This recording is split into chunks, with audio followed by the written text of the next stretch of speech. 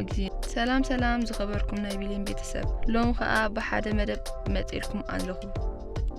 بناي CIA أولاد سلطنة حديقنا سلاي اتن حيالاتن معولاتن هاجرات بمدرن ساماين سليتي بمقبر عالم مولو مقتصار اندات قدادة ما يركبه سب نجنزب كفل هاجرون بيراوي طقمن تلاي حلفو يهب يقرمي ناي سلاي عالم بسلاين تسلاين زكايد جيم إيو نفس وكف سلاي نيوتو كم واحس أتحزوا يزغيد ناي سلاي تكبر نولو عالم كم مدرخ اندات تأكما مخارو كساب حجون يقتل الله أمريكا دحرتي زحل كينات مودو أب تاريخ رياضو زي تفلت ملك ناي سلاي تقومتي ببزحي آمايتات تغطرو ناي استفلالي هاجرات تسرحو سليتي داسيسوم كم زرقحو زنبرو بتحاتو تركب بشحن شعاتة 290 أكوابي ناي أمريكا منغستي ناي بزحات هاجرات سليتي سرقي كم زقات أمو كم زنبرو ناي سليتي أولات متراي بزح نجر كم بسرحة ينقر بفبراير شحن شعاتة 294 ناي أمريكا منغستي كاب 10 عامات زبلت ناي راشا تقوطات ارت سراحتنياتات ب CIA وشتي يأتيهم ناي هاجرو كأندي مشتير ناي روسيان ناي كالوت هاجراتن كم زحلفو زنبرو ينقر جولاي على 15 شحن شعاتي 295 بريزنت بيل كيلتن ناي هاجرو ناي روسيا محبر سرحت زكايل وزلو ناي متراي محبر وجنات وطعي زقبر في التعمي أب حقي مقرابن قبو مقطعتي كم زركبن منقستهم يشرحوا كم زلو حبيرهم نيرهم بريزنت إذن مغلط زهابو أب بهراوي ناي تاتتا مغرا أدراش تداليو زق أبلهم ناي CIA سرحتنياتات بتغلالا نايت محبر بارتي مسرحتي بزتخايدة مرمرة 300 زخونو ناي CIA مسارحتي بزتقبر اللو مرمرة كان زي حالفو يحبر نيرو برقتون بتوم محبر ويون أولا استقبر ناي بوليغراف مرمرة بوطريق ساب 300 زبطحو ناي محبر بارتي زودا قلبو مخانو بتعم زسن بتزينايوم نيرو زبزحو كأبت محبر من إسراخ ساب 30 عامد زسرحو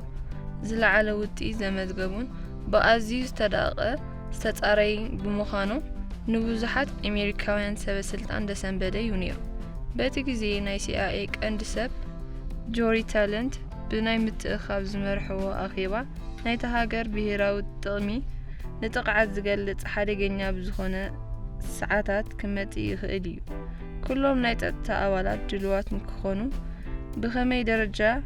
أب تتنقق تحابيهم زاعتو ناي كال هاجر سليتن تقوطاترتن كابس تحبقو اندهادنو بمستير نفقدي مقدار زقبر سقمتي زوسد حلقة سالنون وتهدراوي قعدون مدساس حلافناتهم نخوتو بمتحساب تباهيلو أزيو مستراوي وتدرنا قعدون مدساس تباهيلو قعدون جمرو ارمز اقاو ناي سلايا محور CIA أتقاديلو ناي سراح كفلتات أسراحة كبري ذات النعنز مرمرن كاب فيدرال إنفستيشن ويكا مس FBI استوكلو سمويا مس أولات زكاتتو ناي حوار ناي تكبر حيلتات مسارتو ناي CIA حدفتي استوهبو ناي مرمرة حيلي بناي CIA كاندي سراح بوتا بمركب وتهدراو قعزون مدنساس سميرو كاب FBI نازي قداي تواهلو ناي CIA كاندي سراح بوتا زتلاقو سمويا سرحهم كم جمرو بزبزحو نايت محبر سرحتنياتات بترتر يوم زرأيو نيرو حدا ناي CIA مسارحتي ني FBI زلكم آلتاوي الرأيا بزتمدبو ناي FBI مرحتي زرخبو أقاطامي يرئينا يو نيروم نابلو بمحبرو كاند ناي سراح بوتا زلو حاناتي أبكال أي درجة زلو هنسا بزحالفة ناي بوليغراف مرمرة زودقو 300 ناي CIA سراحتنياتات كم እንደገና ናይ ፖሊግራፊ ምርመራ ምስ ተጀመረ ኩሉ ነገር ከም ዝነበሮ ናብ ናይ መጀመሪያ ገጣት ተመሊሱ ኣብ ንኡስ ዕድሚኡ በዓልቲ ሞረን ፖሊስ መሳርሕቲ ብድሕሪኡ እውን ብናይ CIA ስራሕ ተመዲቡ ን30 ዓመታት ብዕርቋን ፒዮኖሮስ ከምኡውን ብዝተፈላለዩ ናይ ምስራቅ ሃገራት ተመዲቡ ኣገልጊሉ እዩ ብተወሳኺ እውን ብሳላቫንድሮንን ባላንድሮስን ከምኡውን ብሂራን ናይ CIA ኮይኑ ብምግልጋል ሓለፍቱ ኣዝዩ ዝተኸበረ እዩ ነይሩ ጆን ማግዌር ናይ መወዳእታ ሓላፍነቱን ክወፅእ ናብ ፓኪስታን ካርድሽ ተመዲቡ ንክሰርሕ ዝተዋህበ ውሕቶ ብዘይ ምቕባሉ ቀፂሉ ንዝወሃቦ መደቡ ኣበይ ከም ዝኾነን ሓለፍቱን ክሕብርዎ ጆን ማግዌር እናተጸበየ ከሎ እቶም ካምፓኒ ወይ እውን ማሕበሩ ናይ ሰብ ሃብቲ ገዛ ውሽጢ ከም ሓጋዝ ንክሰርሕ ትእዛዝ ሃብዎ ጆን ማግዌር ኣብ ካልኣይ ደረጃ ዝርከብ ቀንዲ ስራሕ ናይ CIA ከሎ ብዙሕ ናይ ፍሉይነት መትሓዝ ዘለዎ ኦፊስ ኮፍ ኢሉ ዝተፈላለየ ናይቲ ማሕበር ሰራሕተኛታት ፋይል ክርኢ ድሕሪ ምጽንሑ ናብ ገዝኡ ተመለሰ በዓልቲ ቤቱን ክልተ ኣዋልድ ደቁን ሒዙ ናብ ለንደን እንግሊዝ ሃገር ንኽዘዋወር ዘቕረበ ሕቶ ብናይ ማሕበሩ ሓለፍቲ መልሲ ስለ ዘይተዋህቦ ብቐንዲ ስራሕ ቦታ ናይቲ መዝገብ ኮይኑ ሽሙ ንኸይወፅእ ብልቡ ስጋኣት ፈጠረሉ ኣብ ልዕሊ ስጋኣቱ ብተወሳኺ በቲ ማሕበሩ ንዝተፈላለዩ መንግስታት ሓበሬታ ዝተኣኸበሉ ናይ ስጉምቲ ዝወስድ ሓለቓ ሳሎን ከም ዘለዎ ድሕሪ ምጽንዑ ጀሚሩ እንታይ ዓይነት ሕማቕ ግዜ እናበፂሕና ሰብ ንገንዘብ ክብል ሃገሩን ማሕበራዊ ጥቕሙን ጸላኢ ሕልፊ ይህብ ይገርም እዩ እናበለ ይቕዝም ሓደ ረፍዲ ኣብ ኦፊሱ ኮፍ ኢሉ ከሎ ኣብ ጠረጴዙ ዝነበረት ቴሌፎን ደወለት ጆን ማግዌር ቴሌፎኑ ድሕሪ ምቕባል ሄሎ ምስ በለ ማዕረ እቶም ሓለፍቱ ዓቕሚ ከም ዘለዋ ዝንገረላ ጓል ማሕበሮም ሼፍ ሴክሬታሪ ሚስ ኣራያ ነይራ ከመይ ኣለኻ ጆኒ ድሕሪ ምባል ጆን ማግዌር ኣለኹ ኣፍታ ዝቐመጥኩምኒ ወንበር ኮፍ ኢለ ግን ኣይተሰከፉ ነፍሰይ ንጥፋእ ኣይፅዕርን እየ ብድሕሪኡ ቅልጥፍ ኢልካ ስምዓኒ ናብ ናተይ ኦፊስ ሰብ ከይረኣየካ ክትመጽእ ደሊ ኣለኹ በለቱ ናብ ናተይ ኦፊስ ከም ትመጽእ ንዝኾነ ሰብ ከይትዛረብ በለቱ ሓራይሉ ናብ ናተ ኦፊስ እግሩ ኣምርሕ ከምቲ ዝበለቶውን ወላ ሓደ ሰብ ከይረኣዮ ኣብ ኣፍ ደገ ኦፊሳ ናታ ምስ በጽሐ ኣንኳሕኩሑ ድሕሪ ምእታው ብዘይ ሰላምታ ኢዳ ናብቲ ቀንዲ ዳይሬክተር ኦፊስ ኣመልከተት ዝተዓፀወ ማዕጾ ከፊቱ ምስ ኣተወ ናይ ኦፕሬሽን ዳይሬክተርስ ዝኾነ ስቲቭ ክሪስተር ዓይኒ ንዓይኒ ተረኸቡ ናይ ፓኪስታን ካርድሽ ንክኸይድ ኣዚዝዎ ኣይክይድኒ ኢሉ ትእዛዙ ካብ ዘይቅበሎ ንሓላፊኡ ጆን ማግዌር ድሕሪ ፍርቂ ዓመት ዝተራኸብሉ ንመጀመርያ ግዜ እዩ ነይሩ ስቲቭ ክሪስተር ከምዛ ዘይፈልጦ ብስቕታ ክሪዮ ድሕሪ ምጽንሑ ሕጂ ዝፀዋዕኩኻ ምኽንያት ክነግረካ ኣይክእልን እየ ግን ሓደ ዓብ ልኡኽ ንኽትፍጽም መምርሒ ክበካ ኢሉ ሓራይ ትእዛዝካ ክፍጽም እየ እንተደኣ ትብል ኮንካ ጥራይና ኣነ ንስኻን ክንረዳዳ ንኽእል ኣነ ሳይቅበሎኒ ትብል እንተደኣ ኮንካ ግን ናብታ ዝነበርካይ ኦፊስ ክትምለስ ትኽእል ኢኻ ምሳይ ምርኻብካን ስለ ዝሓተትኩ ሕቶ ዝኾነ ነገር ክትዛረብ ኢልካ ከይትሓስብ ዝተዋህበካ ክልተ ኣማራፂ እዩ ዘለካ ዕድል ሓዲኡ ንኽትመርጥ እዩ ድሕሪዚ ጆን ማግዌር ስቕ ድሕሪ ምባል ጽንሕ ኢሉ ስቲቭ ክሪስተን ነየን ኢኻ መሪፅካ ኢሉ ዓቡ ኢሉ ብምሕታት ነቲ ኦፊስ ብዓውታ ጨሪሮ ኣብቲ ኦፊስ ኣብቲ ናይ ጋሻ መቐበሊ ኮፍ ኢሉ ዝነበረ ሰብ ናይ ክልቲኦም ዕላል ብጽሙና ክከታተል ድሕሪ ምጽንሑ ጆን ማግዌር ሓደ ሓተካ ዋላስ ክልተ ክብል ሓተቶ ስቲቭ ክሪስተር ናይ ጆን ማግዌር ታዋኽ ስለ ዝፈልጥ ብሕርቃን ተመልዩ ሕተት በሎ ናብቲ ሰብ ግልጽ ኢሉ ብምራይ እዚ ሰብ መን እዩ ኢሉ ሓተቶ ብጽሙና ዕላሎም ክከታተል ጸንሐ ሰብካ ኣነ ኤርኩሪ ይበሃል በዚ ናይ CIA ውሽጢ ካብ FBI ዝተመደብኩ ዝሓየለ መርማሪ እየ ኢልዎ ንክከታተሎም ግልጽ ኢሉ ደኣ ጠማመቶም እቲ ሓላፊኡ እንጽበይካ ኢናኮ ዘለና ዝበልኩኻ ተቐበል ዲኻ ወላስ ኣይተቐበልን ኢሉ ንጆን ማግዌር ኣፋጠጠሉ ጆን ማግዌር ድሕሪ ብዙሕ ምርኣይ ዋላው እንኳ ተገረሙ ንምንታይ ምኽንያት እዩ ኢሉ ብውሽጡ ብምስቆንቋ ዝተዋህበን ትእዛዝ ተቐቢሉ ኣለኹ በለ ውሳኔኻ ናይ ለባማት ውሳኔ እዩ በሎ ስቲቭ ክሪስተር ኣብኣ ከሎ ኤርኩሪ እየ ኢሉ ዝተላለዮ ሰብ ዝብለካ ስምعني ሕጂ ትኺልካ ናብዚ ኣፍ ደገ ክትከይድ ኢኻ ዝኾነ ሰብ እንተረኸበካውን ከይተዛረብካ ትኺልካ ምስ ወረድካ ክልተ ኣባላት ናይ FBI ኣለዉ ንሶም ብዝህቡኻ ትእዛዝ መሰረት ምስኦም ክትንቀሳቐስ ኢኻ ኢሉ ትእዛዝ ሃቡ ጆን ማርጌር ብዝበልዎ ኩሉ ነገር ተቐቢሉ ካብቲ ኦፊስ ወፀ ብቁልጡፍ ካፍቲ ህንፃ ወሪዱ ከዓ በቲ ቀንዲ መእተዊ ዝርከብ ናይ ሌክቸሪ ኣዳራሽ በፅሕ ናብቲ ናቱ ማዕጦ እናተጓዓዘ ከሎ ክልተ ሰባት ማልያ ዝገበሩ ሒዞም ኣብ መኪና ሰቂሎሞ ከዱ ጉዕዝኡ ናብ ሰሜናዊ ቨርጂኒያ እዩ ነይሩ ጆን ማርጌር ምስ ክልቲኦም ናይ FBI መሳርሕቱ ሰቕለላ መኪና ብፍጥነት ክትጓዓዝ ምስ ጀመረት ዓቕሉ ጠይብዎ ናቤና ንኸይድ ዘለና ድማ በሎም ካብቶም ክልተ ዓጀብቱ ተሓደ ኣይተጨነቕ ቀሪብና ኢና በሎ ካብቲ ከተማ ውፅኢልካ ብኣግራብ ዝተሸፈነ ዝርከብ ሴፍቲ ናይ FBI ህንፃ በፅሑ ኣብቲ ህንፃ ምስ ኣተወ ሒዞሞ ዝመፁ ናይ FBI ኣባላት ምስ እቶም ኣብ ፀንሕዎ መሳርሕቱ ናይ FBI የእትዮሞ ከዱ ወላ ሓንቲ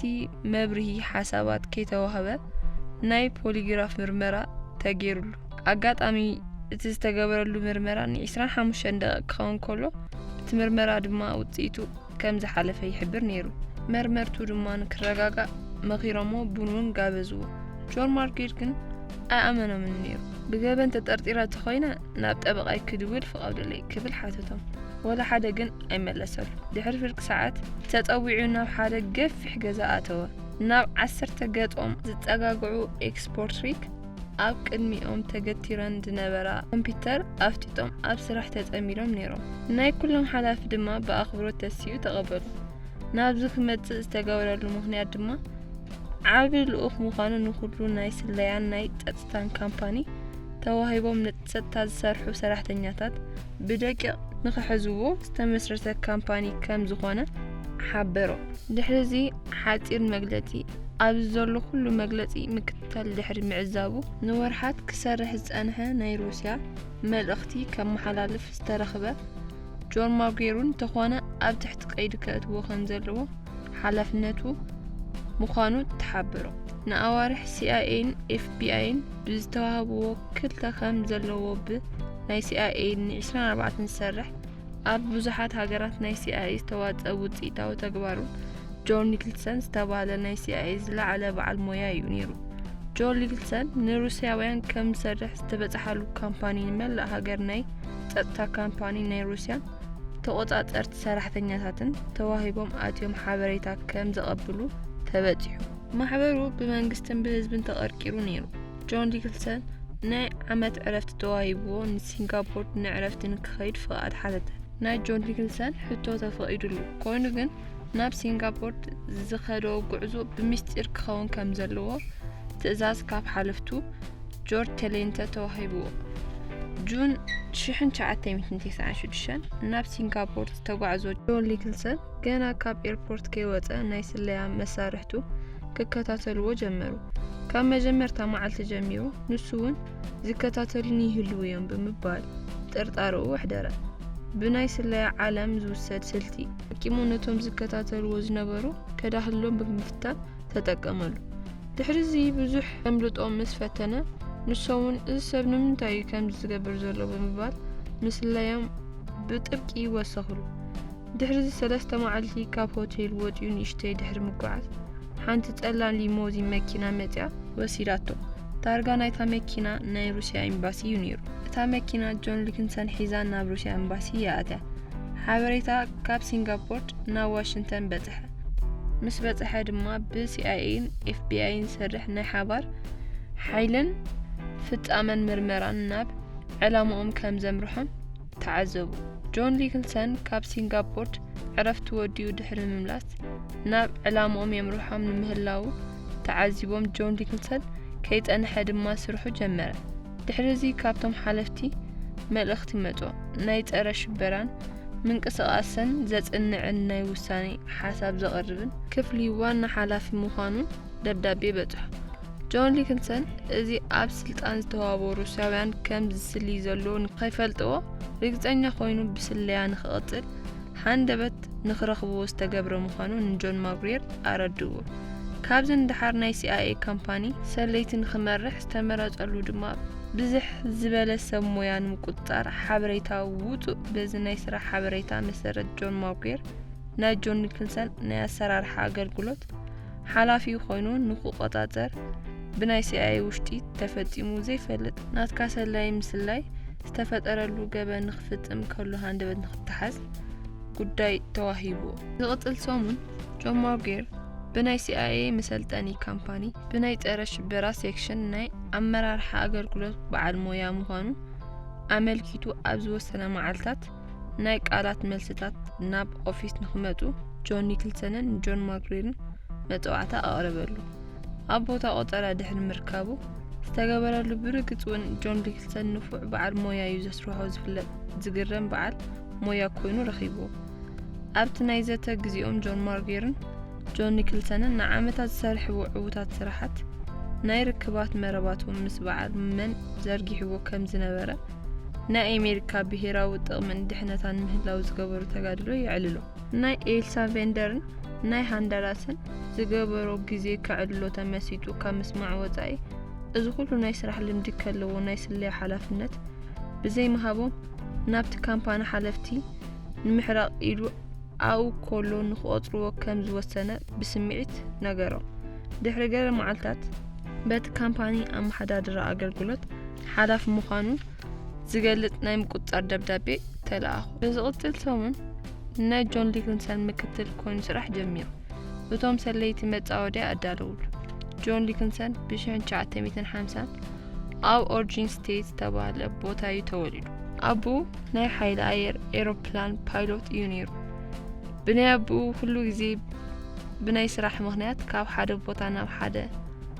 ስቴት ይቀያይሩ ነይሮም ጆን ኒክልሰን ቀዳማይን ካልኣይን ክፍሉ ኣብ ዝተፈላለየ ስቴት ተማሂርዎ ናይ ካልኣይ ዓመት ደረጃ ትምህርቲ ወዲኡ ኦሪጂን ስቴት ዝተባሃለ ዩኒቨርሲቲ ብዝለዓለ ነጥቢ ኩሉ ትምህርቱ ወድአ ብምቕጻል እውን ናይ አሜሪካ ውግእ ሓይልታት መራሕቲ ብምዃን ናይ ሚእቲ ቀዳማይ ኣየር ወለድ ብርጌድ ኣባል ብምዃኑ ናይ ውግእ ሓያላት ናይ መልእኽቲ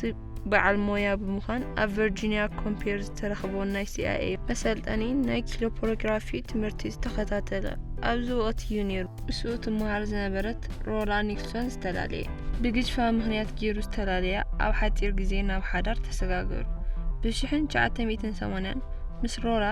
ተመርዒዩ ካብ ናይ ሰራዊት ቦታ ገዛ ብምውፃእ ን2 ዓመት ኣብ ሄልማርክ ናይ ገጸ በረኸት መከፋፈሊ ኮይኑ ተቆፂሩ ሰሪሑ እዩ ብምቕጻሉ ናይ CIA መሳርሕቲ ኮይኑ ኣብ ሃንድሮድ ሆንጉስ ኣብ ዓመቱ ካልኣይ ቆልዓ ንኽሓቁፍ ዝበቕዐ ጆን ኒክልሰን ብናይ CIA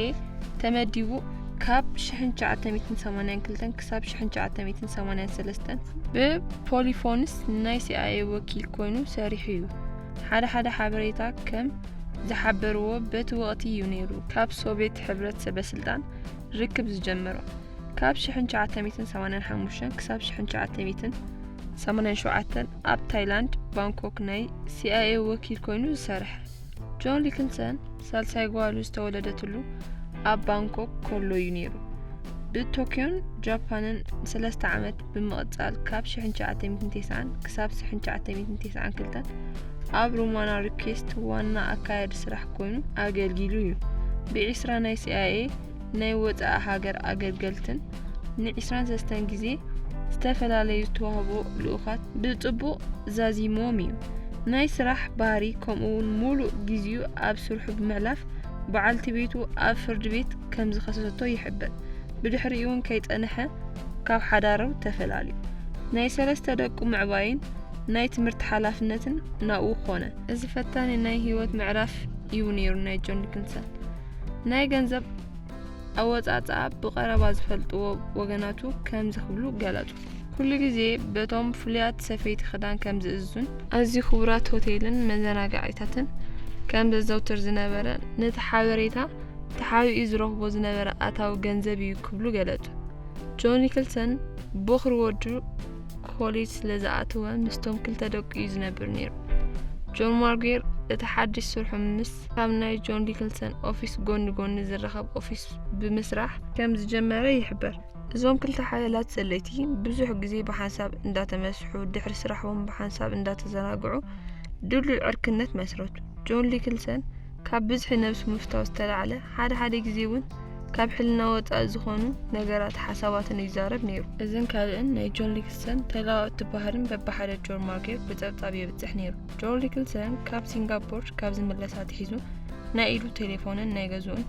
ተጠሊፉ ነብሱ ወከፍ ዝዛረቦ ዘረባ 24 ሰዓታት ብዘይ ምቁራፅ ክከታተል ተገይሩ እዩ። በዓል ጆን ማርጌር ብናይ ጆን ኒክልሰን ዝተዋህብዎ ምክትል ብዝለዓለ ጥንቁቕ እዩ ነይሩ። ጆን ኒክልሰን ኩሉ ግዜ ብጥንቃቐ ምዕፃው ከም ዝተቆለፈ ብተደጋጋሚ ዘረጋገፅዎ ናይ ኦፊስ ማዕጾ ብዕላማ ተኸፊቱ ብብዝሒ ፋይላት ዘለዎ ኦፊስ ኮይኑ ናይ ስለያ ኣዝዩ ዘመናዊ ካሜራ ተተኺሉ ነፍሲ ወከፍ ምንቅስቃሱ ብካሜራ ይቅዳሕ ነይሩ። ጆን ኒክልሰን ብስራሕ ጉዳይ ካብ ከተማ ውፅእ ኢሉ ከም ዝቕይር ንሰሙናት ከም ዝጸንሕ እንድሕር ምፍላጡ ጆን ማርጌር ንመሳርሕቱ ናይቲ ካምፓኒ ፓርኪንግ መኪና ዘሎ ቦታ ሰማያዊ መኪኑ ሒዞም ከይዶም ኣብቲ ከባቢ ዝርከብ ጋራጅ ወሲዶም ብሰብ ሞያ ኣፈተሽዋ። ኣብታ መኪና ውሽጢ ከዓ ኣብ ቦርሳ ዝተቐመጠ ፋይላትን ላፕቶፕን ረኸቡ። ብተወሳኺ ዘካይድዎ ዘለዉ ምርመራ ሓያላት ሓበሬታታትን ወረቓቕትን ዝሓዘ ቦርሳ ረኸቡ። ኣብ መኪና ውሽጢ ዝተረኸበት ላፕቶፕ ብሰብ ሞያ ኣኽፈትዋ። ኣብ ውሽጣ ዘሎ ሓበሬታ ምስ ተረኣየ ነቶም ኣብቲ ካምፓኒ ዝሰርሑ ሰራሕተኛታት ኣዝዩ ኣሰንባዲ ዝኾነ ሓበሬታ ተረኸበ። ናይ ሲአይኤ ናይ ስልጠና ማእከል ውሽጢ ዝሰልጥኑ ዘለውን ተማሃሮን መንነቶምን ዝመጽሉ ሃገርን ከባብን ስልጠና ምስ ወድኡ እውን ናበይ ከም ዝምደቡ ዝርዝር ሓበሬታ ንክህቦም ሕቶ ዘቕርብሉ መልእኽቲ ረኸብዎ። ጆን ማርጌር ኣብታ ላፕቶፕ ዝጸንሐ መልእኽቲ ድሕሪ ምርኣይ ብስምባደ ርእሱ ሒዙ ኣብዚ ምሳይ እንተዝህሉ ኣብ ትሕቲ ቀይዲ ከም ዝኣተዎ ማሕበር ኮን ይረይሉ ብሕርቃን ንሓለፍቱ ተዛረቡ። ድሕሪ ሰሙን ካብ ዕረፍቲ ናብ ስራሕ ዝተመለሰ ጆን ኒክልሰን ስርሑ ምስራሕ ቀጸለ። ኤፍቢአይን ሲአይኤን ናይ ሓባር ጥሙር ሓይሊ ናይ ጆን ኒክልሰን ዝገበሮ ዝነበረ ምርመራ ናይ መወዳእታ ምዕራፍ ተሰጋገረ። ጆን ኒክልሰን ብተደጋጋሚ ምስ ናይ ሩስያ ሰለይቲ ከም ዝረኸብ ኣሜሪካ ናይ ስለያ ካምፓኒ ዝተፈላለዩ ጉዳያት ኣብ ኣሜሪካን ኣብ ላቲን ኣሜሪካን ዝመሃሩ ኣሜሪካውያን ናይ ጸጥታ ሰራሕተኛታት ናይ ሩስያ ናይ ስለያ ካምፓኒ በብሓደ እንዳለቐመ ከም ዝቐተለን ኣረጋገጹ። ኦክቶበር 1996 ካምፓኒ ጆን ኒክልሰን ምስ ጆን ማርጌር ምሳሕ ድሕሪ ምብልዖም ናብ ፖስት ኦፊስ ንክኸዱ ሓተቶ። ብድሕሪኡ ብሓንሳብ ንክኸዱ ተሰማምዐ። ኣብታ ሰማያዊ መኪና ተሰቒሎም ናብ ፖስት ኦፊስ ከዱ። ጆን ኒክልሰን በቶም ናይ ቅድሚ ሕጂ ፈተውቱ ፖስት ካርድ ከም ዝልእኽ ንጆን ማርጌር ነጊርዎ። ፖስት ካርድ ወሲዱ ለኣኸ። ካብ ፖስት ኦፊስ ድሕሪ ምምላሶም ጆን ማርጌር ነቶም ኤፍቢአይ መሳርሕቱ ናብ ፖስት ኦፊስ ዝኣተወ ፖስት ካርድ ብኤፍቢአይ ኣውፂኦም ንክፍትሽዎ ትእዛዝ ኣመሓላለፈ። ኣብቲ ፖስት ኦፊስ ተረኽቡ ናይ ኤፍቢአይ ኣባላት ጆን ኒክልሰን ዝወሰዶ ፖስት ካርድ ረኺቦም እቲ መልእኽቲ ኣንበብዎ።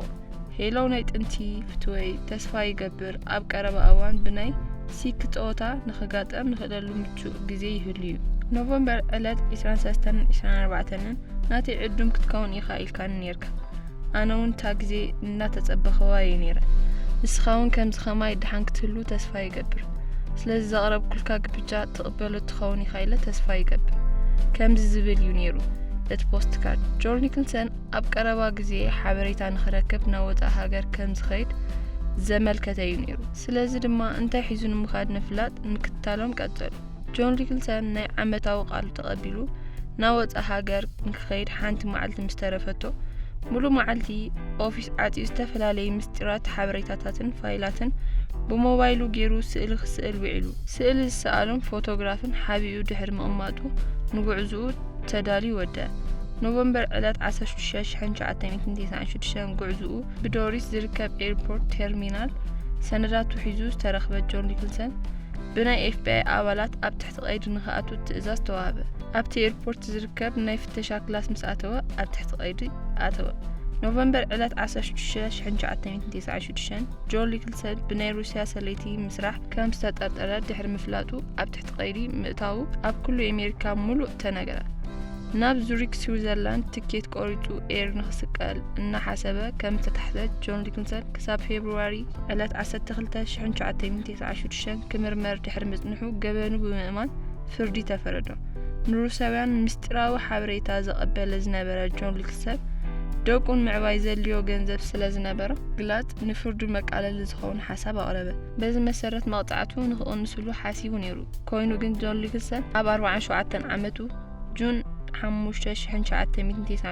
ን23 ዓመትን 7 ወርሕን ብጽኑዕ ንክእሰር ተፈሪድዎ። ዝኸበርኩም ተኸታተልትና ናይ ሎሚ ሒዝናልኩም ቀሪብና ዝነበርና ነዚ ይመስል ነይሩ። ስለምክትታልኩም ኣዚና ነመስግን። ብኻልእ መደብ ስጋ ብንረኸብ ሰሰናዩ።